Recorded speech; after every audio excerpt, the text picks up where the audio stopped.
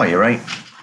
Just going to do a short video just to help you understand how to write really good conclusions. So I'll be available during the lesson to chat about it as well if you need, but it's something that might help you actually framework your conclusion, right?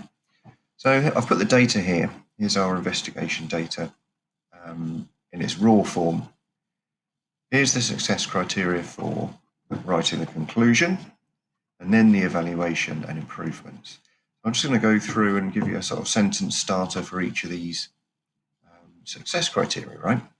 So when we're starting our conclusion, it says restate the aim of the investigation. So first sentence, the aim of the investigation was, we look back at the title for the data, how different volumes of water affect the time taken to reach the boiling point.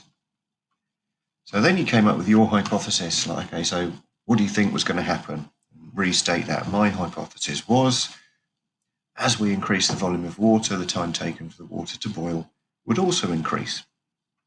Okay, then we start looking at the pattern in the data. So correct patterns or trends are described. So as we go, okay, 1 cup, 2 cups, 3 cups, 4 cups, 5 cups.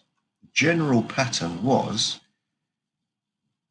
as we increase the volume, the time taken to boil did indeed increase, right? So we can just state that as a description.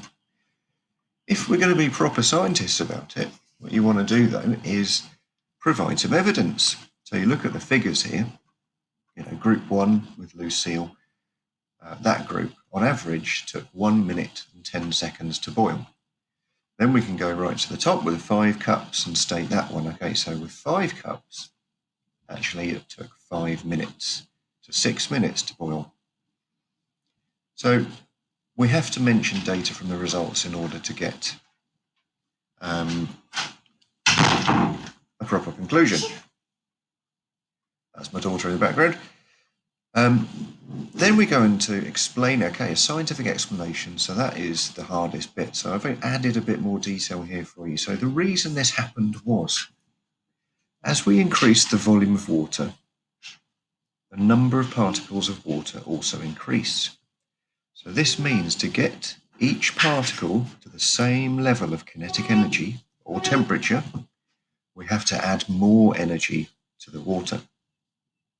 Now, seeing as the kettle can only supply a certain amount of energy per second, the kettle has to be on for longer, right? In order to supply more energy to the more particles in the water to get to the same temperature. And then you can state, okay, does that disagree or agree with my hypothesis? And this investigation, actually it does, if I stated the original hypothesis there. Now, it wasn't a perfect experiment, right? We know that. All of us might have been using different cups. We might have been using different kettles. The level to the top of the cup might have been different in each case. People might have been using different timing methods. We don't know, okay, were you saying it was boiling at the same point, right? All of these things would have affected the data. So we look at actually, okay, go back here, we look at some anomalies in the data. So group, let's look at, okay, Nikki, not just to pick Nikki out, but Nikki had 4 minutes, 23 seconds to boil 2 cups. Everyone else had around about 2 minutes. So was Nikki's an anomalous bit of data? Can you give examples of some of those anomalies?